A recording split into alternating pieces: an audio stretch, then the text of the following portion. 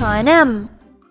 எந்த ஒரு பொருள் வேணும்னாலும் அதுக்குரிய பணத்தை கொடுத்தா மட்டும்தான் நம்மளால வாங்க முடியும்.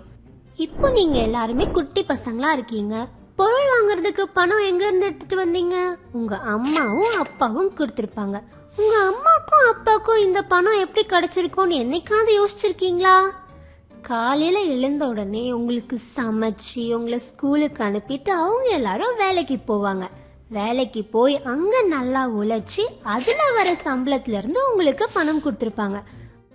இப்போ உங்ககிட்ட பணம் வந்துருச்சுன்னா அடுத்து என்ன பண்ணணும்? தேவைகளுக்கு மட்டும் செலவு பண்ணணும். அடுத்தது சேமித்தல். எப்பவுமே எல்லா பணத்தையும் செலவு பண்ணாம எதிர்காலத்துக்காக கொஞ்சம் பணத்தை எடுத்து வைக்கணும். கடைசியா சேமிச்ச பணத்துல இருந்து உங்களால முடிஞ்ச அளவுக்கு கஷ்டப்படுறவங்களுக்கு கொஞ்சம் உதவி பண்ணணும். என்ன பசங்களா, பணம் பற்றி தெரிஞ்சுக்கிட்டீங்களா?